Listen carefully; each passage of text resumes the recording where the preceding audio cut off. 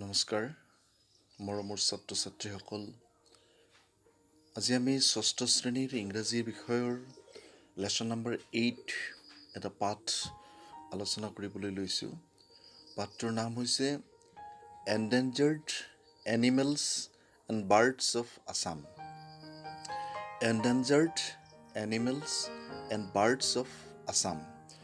এন্ডেঞ্জাৰ্ড শব্দটোৰ অৰ্থ হৈছে বিলুপ্ত হোৱা বা বিলুপ্ত প্ৰায়। এনিমেলছ মানে জীৱ আৰু বাৰ্ডছ মানে হৈছে চৰাই। অসমৰ কিছুমান বিলুপ্ত প্ৰায় চৰাই আৰু জীৱ জন্তুৰ কথা এই পাঠটোত আলোচনা কৰা হৈছে। আমি ইতিমধ্যে গমেই পাইছোঁ যে মানুহৰ জনসংখ্যা দিনে দিনে বৃদ্ধি হৈ অহাৰ ফলস্বৰূপে যি হাবি জংঘল অৰণ্য সেয়া সংকুচিত হৈ আহিছে আৰু তাৰ ফলস্বৰূপে বহুতো জীৱ জন্তু কি হৈছে এতিয়া প্ৰায় বিলুপ্তিৰ পথত আগবাঢ়িছে। গতিকে এই বিলুপ্ত প্ৰায় জীৱ আৰু চৰাইৰ বিষয়ে এই পাঠটোত আলোচনা কৰা হৈছে। Endangered animals and birds of Assam. Assam is one of the most beautiful states of northeastern India. Assam is one of the most beautiful states of northeastern India. উত্তৰ পূৰ্বাঞ্চল, নৰ্থ ইষ্টাৰ্ণ মানে উত্তৰ পূৰ্বাঞ্চল। উত্তৰ পূৰ্বাঞ্চলৰ ভিতৰত অসম হৈছে এখন সুন্দৰ ৰাজ্য বা ধুনীয়া ৰাজ্য। Its hills and forests are enriched with beautiful birds and animals. ইয়াৰ হাবিবোৰ বিভিন্ন ধৰণৰ জীৱ জন্তু আৰু চৰাইৰে সমৃদ্ধ। But unfortunately, কিন্তু দুৰ্ভাগ্যবশতঃ some of these animals are on the verge of extinction. ইয়াৰ কিছুমান এতিয়া বিলুপ্তিৰ পথত আগবাঢ়িছে। In this lesson, we will learn about some of the endangered species of animals and birds of Assam. এই পাঠটোত আমি কিছুমান বিলুপ্ত প্ৰায় প্ৰাণী আৰু জীৱ জন্তুৰ কথা আলোচনা কৰিম। তো এইখিনি আছিলে প্ৰথম পেৰাগ্ৰাফটো। দ্বিতীয় পেৰাগ্ৰাফটোলৈ অহা the pied myna or Asian pied. Pied myna বা এছিয়ান পাইড বুলি যিটো কোৱা হয় is a species of starling. Species মানে হৈছে প্ৰজাতি। এইটো এটা ষ্টাৰ্লিং প্ৰজাতিৰ চৰাই হয়। Its scientific name is sturnus contra. ইয়াৰ বৈজ্ঞানিক নাম হ'ল sturnus contra. They move from one place to another in small groups. সিহঁতে এঠাইৰ পৰা আন ঠাইলৈ কিছুমান সৰু সৰু দল হৈ ঘূৰি ফুৰে। They are usually found on the plains. সাধাৰণতে সিহঁতক সমভূমি অঞ্চলত পোৱা যায়। এণ্ড লো ফুট হিলছ, কেতিয়াবা পাহাৰৰ নামনি অঞ্চলতো থাকে। দে আৰ চামটাইমছ চিন ইন চিটিজ, কেতিয়াবা চহৰত দেখা যায়। এণ্ড ভিলেজেছ অলছ' বা গাঁও অঞ্চলতো বহুত সময়ত দেখিবলৈ পোৱা যায়। But they are not as bold as the common myna. কিন্তু সাধাৰণ মইনা চৰাইৰ দৰে সিহঁত ইমান সাহসী নহয়। বল্ড মানে হৈছে সাহসী। They are marked with white and black. সিহঁত বগা আৰু কলা ৰঙৰ হয়। ইটছ বিগ ইয়াৰ ঠোঁটটো ইজ য়েল্লো-আইজ, কিছু হালধীয়া, উইথ ৰেডিছ বেছ, আৰু তাৰ তলৰ অংশটো কিছু ৰঙা ৰঙৰ হয়। এইটো হ'ল কমন যিটো মইনা চৰাই, পাইড মইনা বুলি যাক কোৱা হৈছে ষ্টাৰ্লিং প্ৰজাতিৰ, সেই মইনা চৰাইটো ঠিক এনেকুৱা ধৰণৰ। আমি ফটোত তাক দেখুৱাবলৈ চেষ্টা কৰিছোঁ। এতিয়া তাৰ পিছৰ পেৰাগ্ৰাফটোলৈ আহা। The black hooded orioles in a member of the orioles family. Black hooded oriole চৰাইবোৰো অৰিয়ল প্ৰজাতিৰেই এটা পৰিয়াল। Its scientific name is oriolus xanthornus. ইয়াৰ বৈজ্ঞানিক নাম হৈছে oriolus xanthornus. This bird is found in open woodland. সাধাৰণতে মুকলি হাবি অঞ্চলত এই চৰাইবিধ পোৱা যায়। The oriole spend much of their times. এই অৰিয়ল চৰাইবোৰে বেছিভাগ সময় কটায় ইন দ্য ট্ৰী কেনপিজ। গছৰ একেবাৰে ওপৰ অংশত সিহঁতে বেছিখিনি সময় কটায়। ট্ৰী কেনপিজ গছৰ যিটো ওপৰ অংশ সেইটোক ট্ৰী কেনপিজ বুলি কোৱা হৈছে। It is black and yellow in colour. ইয়াৰ ৰংটো ক'লা আৰু হালধীয়া ৰঙৰ হয়। With a soil black hood, আৰু মাটিয়া ক'লা ৰঙৰ তাৰ তলৰ অংশটো থাকে, পাখি অংশটো। The female oriole has a greenish underpart. ইয়াৰ মাইকী অৰিয়লবিলাকৰ তলৰ ফালে কিছু গ্ৰীনিছ বা সেউজীয়া ৰঙৰ থাকে। The nest is built on a tree. বাঁহ গছত সাজে। উইথ 2 eggs, দুটা কণী পাৰে।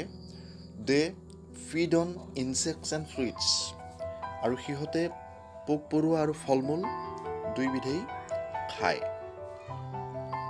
তাৰ পিছৰ পেৰাগ্ৰাফটো হ'ল another rare birds found in Assam. অন্য এটা দুষ্প্ৰাপ্য প্ৰজাতি, ৰেয়াৰ মানে পাবলৈ টান, অন্য এটা দুষ্প্ৰাপ্য প্ৰজাতি অসমত পোৱা যায়। ইজ দ্য হৰ্ণবিল, যাক হৰ্ণবিল বুলি কোৱা হয়। হৰ্ণবিলক ধনেশ চৰাই বুলি কোৱা হয়। They are usually found in tropical and subtropical region. এইবোৰ সাধাৰণতে ট্ৰপিকেল অৰ্থাৎ গ্ৰীষ্মপ্ৰধান অঞ্চলত বিশেষকৈ পোৱা যায়। This bird is characterized by a long down curve bill, অৰ্থাৎ দীঘলীয়া এডাল কাৰ্ভ থাকে চৰাইটোত, আৰু it is bright in colour, তাৰ ৰংটো উজ্জ্বল ধৰণৰ হয়।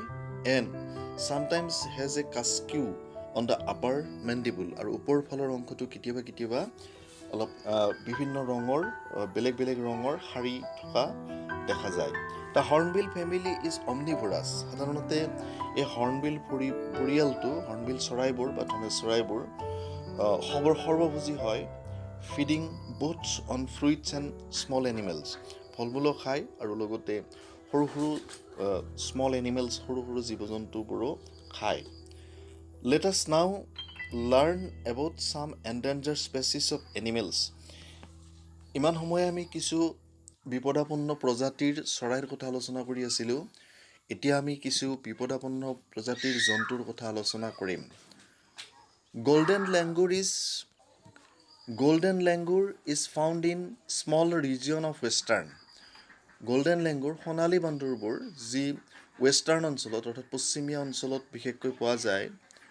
Its scientific name is trachypithecus গি।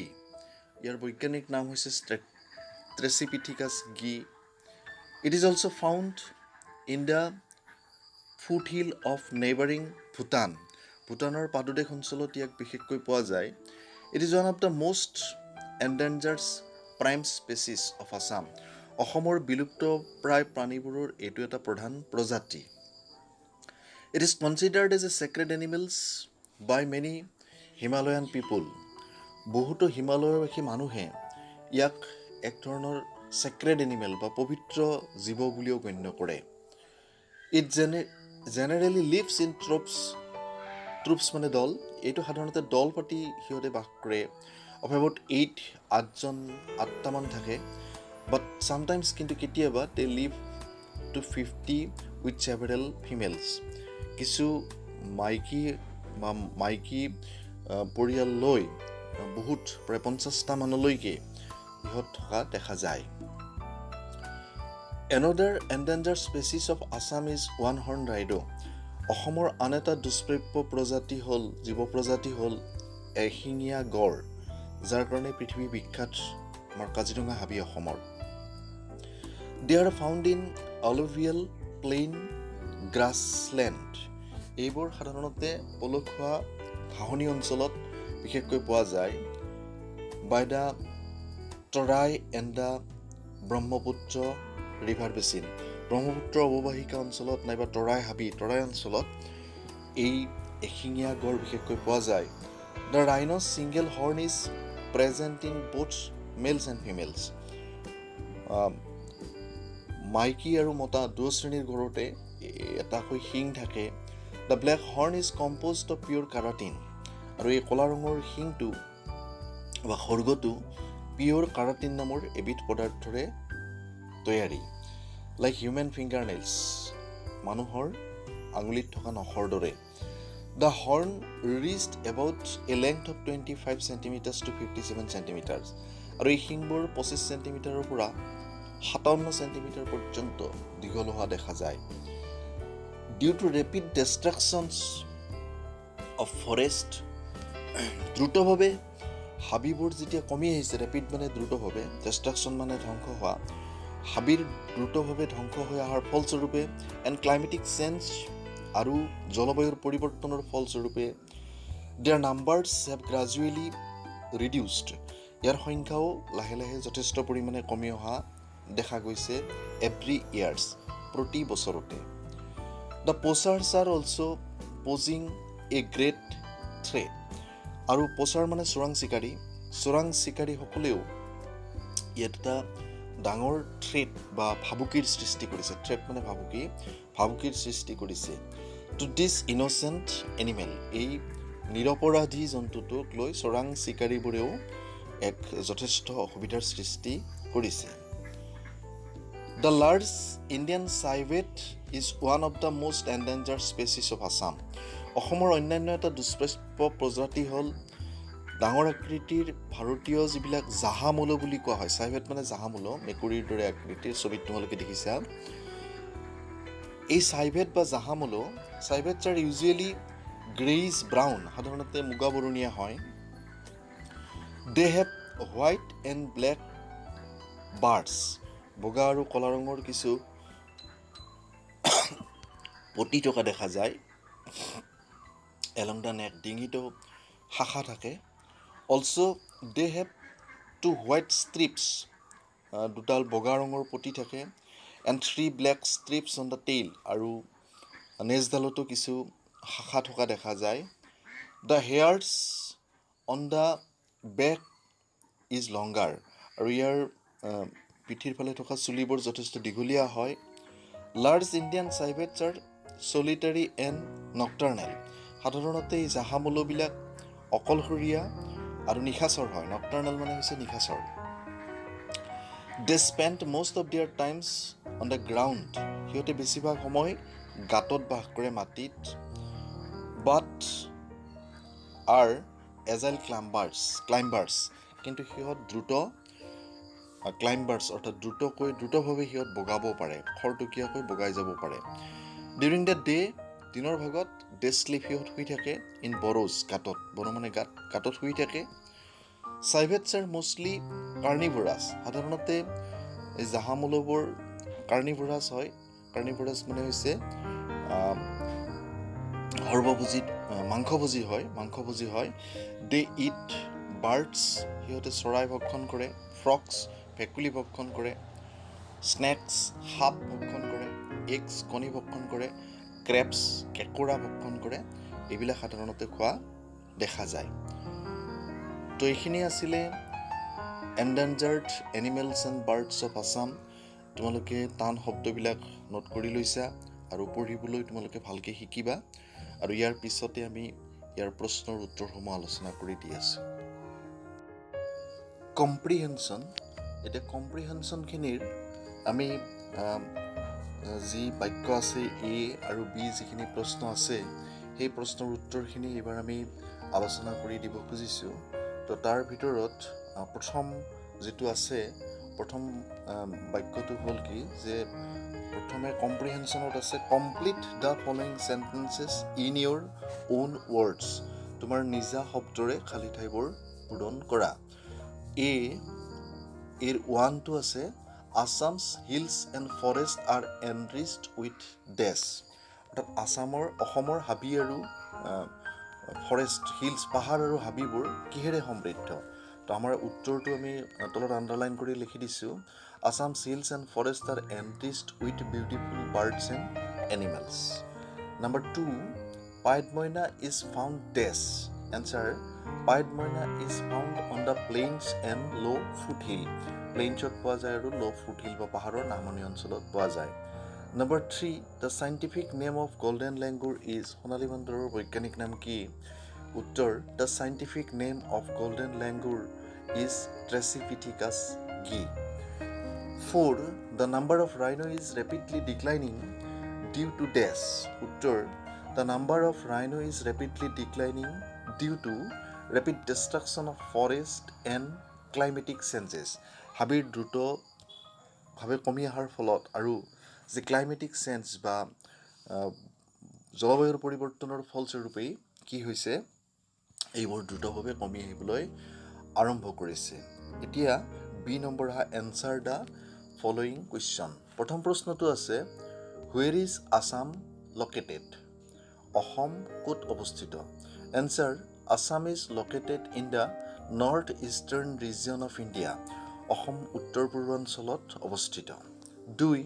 What is the scientific name of pied myna? Pied মাইনাৰ চাইণ্টিফিক নেম বা বৈজ্ঞানিক নাম কি? The scientific name of pied myna is sturnus contra. বৈজ্ঞানিক নাম অৰ্থাৎ পাইড মাইনাৰ বৈজ্ঞানিক নাম হৈছে ষ্টাৰনাছ contra. Question number 3. Where do oriole spend much of their times? অৰিয়লবিলাকে বেছি সময় ক'ত কটায়? আমি কৈছিলোঁ গছৰ ওপৰ অংশত কটায়। Oriole spend much of their times in the tree canopies. গছৰ ওপৰ অংশতে বেছি সময় কটায়। Question number 4. What does hornbill feed on? হৰ্ণবিলবিলাকে কি খায়? উত্তৰ hornbill feeds on fruits and small animals. ফল মূলো খায় আৰু স্মল এনিমেলছো খায়। Question number 5. Who considered golden langur as a sacred animals? Golden সোণালী বান্দৰক কোনে পবিত্ৰ জন্তু বুলি জীৱ বুলি বিবেচনা কৰে? উত্তৰ many Himalayan people considered golden langur as a sacred animal. বহুতো হিমালয়ান মানুহে গল্ডেন বা সোণালী বান্দৰক পবিত্ৰ জন্তু বুলি গণ্য কৰে। Question number 6. What is the horn of a rhino composed of? গড়ৰ খৰ্গটো কিহেৰে গঠিত নিৰ্মিত? The horn of a rhino is composed of pure keratin like human fingernail. মানুহৰ নখৰ দৰে গড়ৰ খৰ্গটো কেৰাটিন বোলা এবিধ পদাৰ্থৰে নিৰ্মিত। Number 7. What does a civet feed on? জাহামলুবিলাকে কি খায়? চাইভেটবিলাকে কি খায়? উত্তৰ a civet feeds on birds, frogs, snakes, eggs, crabs etcetera. জাহামলুবিলাকে সৰু চৰাই, ভেকুলী, সাপ, কণী বা কেঁকোৰা এইবোৰ সাধাৰণতে ভক্ষণ কৰা দেখা যায়। তো এইখিনি আছিলে বিৰ প্ৰশ্নৰ উত্তৰ। এতিয়া আমি গ্ৰামাৰ এণ্ড ইটছ ইউজেছ যি আছে তো সেইখিনিৰ কথা আমি আলোচনা কৰিবলৈ লৈছোঁ। গ্ৰামাৰ এণ্ড ইটছ ইউজেছত আমি পাইছোঁ যে change the following sentences into interrogative sentence. তলৰ প্ৰশ্নবোৰ ইণ্টাৰোগেটিভ বাক্যলৈ পৰিৱৰ্তন কৰা বা ইণ্টাৰোগেটিভ কৰা। এ নাম্বাৰ আছে he likes to play hockey. সি হকী খেলিবলৈ ভাল পায়। ইয়াত লাইকছ আছে, সেইকাৰণে আমি ইয়াৰ নিগেটিভ ফৰ্মটো প্ৰেজেণ্ট ইনডিফিনিট টেন্সৰ হি ডাজ নট ইণ্টাৰোগেটিভ ফৰ্মটো আমি ইণ্টাৰোগেটিভ বাক্যটো ক'ব লাগিব। তো ডাজটো আগলৈ নিব লাগিব। Does he like to play hockey? প্ৰশ্নবোধক। Number B my sister can cook well. ইয়াত কেনটো সহায়কাৰী ক্ৰিয়া আছে, কেনটো আগলৈ নিলে বাক্যটো ইণ্টাৰোগেটিভ হৈ যাব। কেন মাই ছিষ্টাৰ কুক ৱেল? প্ৰশ্নবোধক। নম্বৰ চি চিতা ইজ এন ইণ্টেলিজেণ্ট গাৰ্ল। ইজটো সহায়কাৰী ক্ৰিয়া আগত দিলে বাক্যটো ইণ্টাৰোগেটিভ হৈ যাব। ইজ চিতা এন ইণ্টেলিজেণ্ট গাৰ্ল? প্ৰশ্নবোধক চিন। Number D I wrote a letter yesterday. এইটো পাষ্ট ইনডিফিনিট টেন্সৰ বাক্য আৰু ইয়াক ইণ্টাৰোগেটিভ কৰিবলৈ ডিডৰ সহায় লৈ ডিডটো আগত বহাব লাগিব। ডিড আই ৰোটৰ ঠাইত ৰাইট হ'ব। Did I write a letter yesterday? Number E we will play football tomorrow. উইলটো আগলৈকে নি ইয়াক ইণ্টাৰোগেটিভ কৰিব লাগিব। Will we play football tomorrow? প্ৰশ্নবোধক। আৰু শেষৰটো হৈছে he has seen the Taj Mahal. হেজটো আগলৈ নি ইয়াক প্ৰশ্নবোধক কৰিব লাগিব। হেজ হি চিন দ্য তাজমহল? প্ৰশ্নবোধক।